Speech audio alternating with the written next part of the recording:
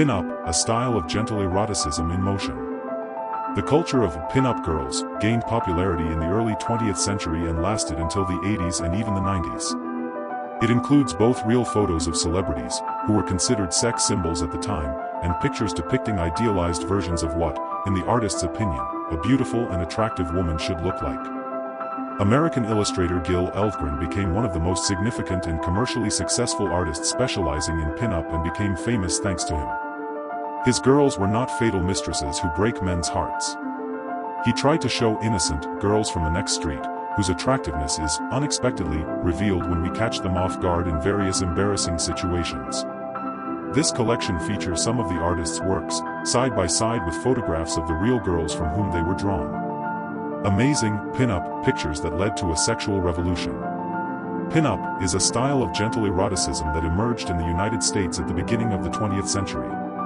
Girls were depicted as sweet, exciting candies, the colorful wrapper of which was only slightly opened. The drawings delighted with bright colors and the fact that the depicted characters seemed to be addressing the one who was looking at them.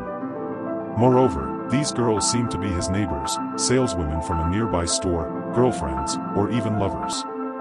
They were engaged in everyday activities, watering flowers, riding a bicycle, knocking down a doghouse, sliding down a children's slide.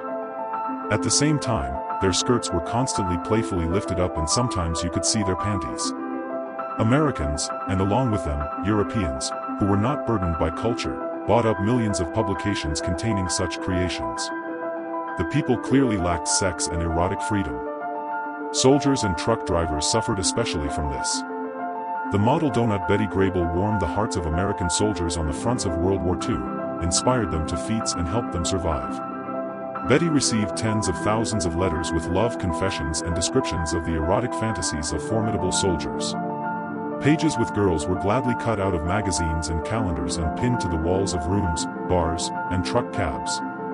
Hence, in fact, the name of the style, pin-up, to pin up. By the way, some pin-up models are credited with starting the sexual revolution in the United States, for example, Betty Page, who became a sex symbol of America on a par with Marilyn Monroe. One of the first artists who worked in the pin-up style was Charles Dan Gibson. Even the term Gibson girls arose. But if Gibson painted his beauties without photographing them beforehand, subsequent generations of pin-up artists used photography with all their might. For example, the famous pin-up master Gil Elvgren used his own photographs to create paintings. As models, he used actresses, models, fashion models, and even photographed his wife, who did not quite fit the pin-up standards. Gil Elvgren carefully transferred the image to the canvas with oil paints. The artist's skill was manifested in the fact that he made an ordinary woman, even not very attractive, into a sexual generalized symbol that satisfied everyone without exception. Painted pin-up existed and developed in parallel with the photographic one, and for a long time these two directions did not compete with each other. Companies that made calendars willingly used both photographs and painted pin-up to design their products. The decisive turn from painted pin-up to photography was in 1964, when the manufacturer Pirelli made the first branded calendar of its company, which produces automobile tires. Robert Freeman, who worked as a photographer with the Beatles, together with the company's art director developed a calendar that marked the beginning of photographic pin-up. Nowhere, except in the States, did anything similar to the explosion of pin-up happen.